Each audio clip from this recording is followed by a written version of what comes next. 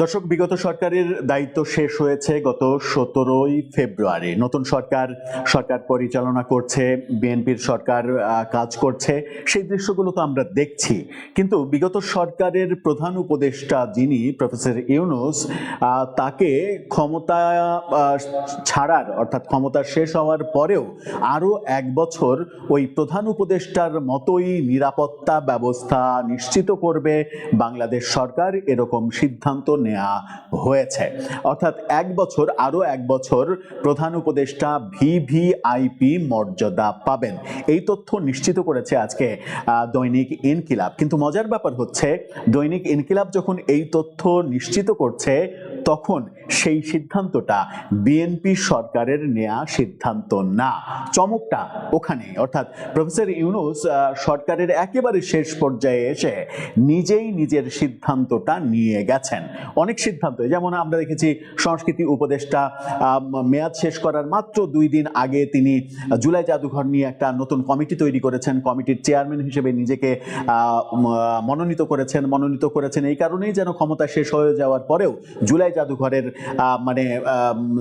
নেতৃত্ব কিংবা পণ্ডিতি, এই কাজটা তিনি যেন করতে পারেন, তার হাত দিয়ে যেন হয়।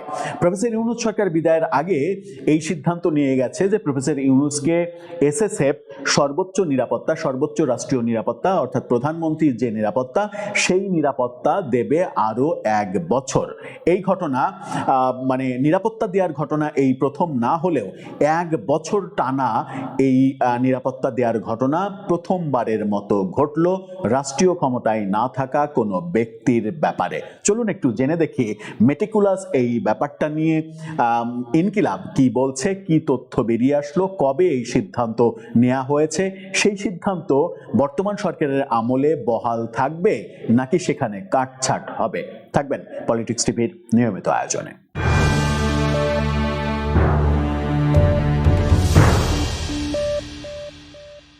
দর্শক, বলছিলাম প্রফেসর ইউনূস প্রধান উপদেষ্টা ছিলেন, তাকে আরো 1 বছর রাষ্ট্রীয় নিরাপত্তা দেয়া হবে, ভিভিআইপি মর্যাদা দেয়া হবে।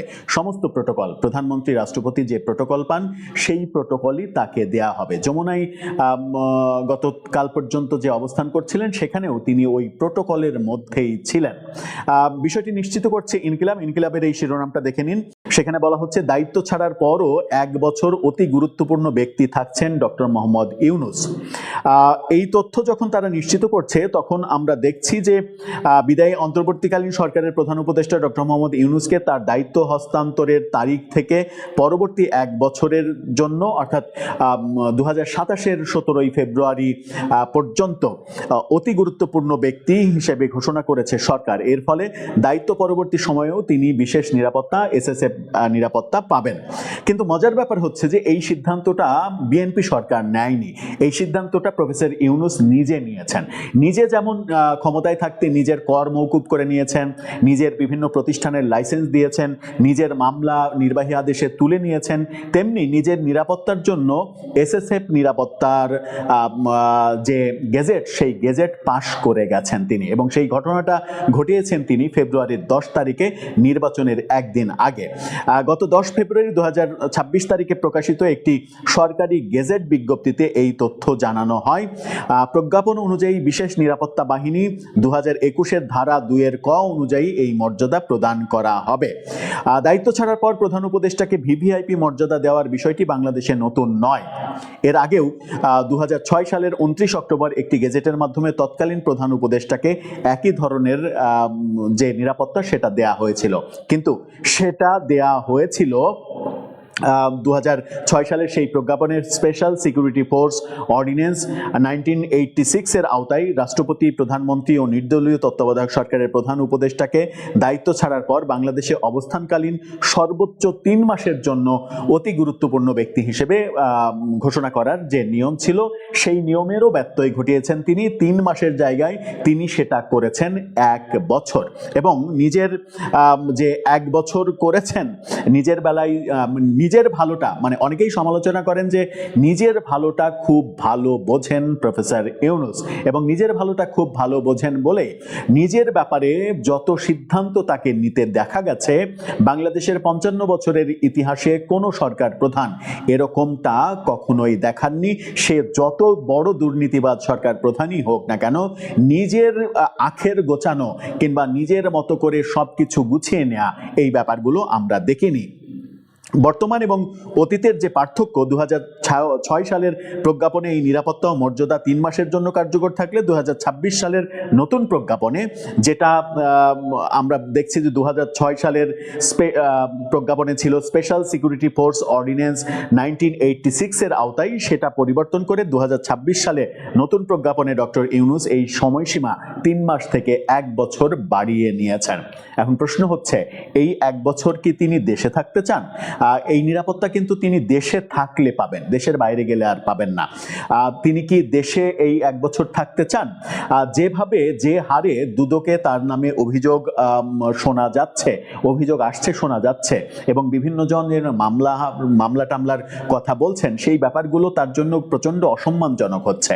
কিন্তু সেই অসম্মানজনক ব্যাপারের মধ্যে এই 1 বছরের মানে প্রজ্ঞাপন যদি বিএনপি সরকার অক্ষুণ্ণ রাখে, যদি পরিবর্তন না করে, তাহলে কি আমরা এরকমটাও ভাবতে পারি যে বর্তমান যে রাষ্ট্রপতি শাহাবুদ্দিন চুপ্পু, তার স্থলাভিষিক্ত প্রফেসর ইউনূস হলেও অবাক হওয়ার কিছু থাকবে না?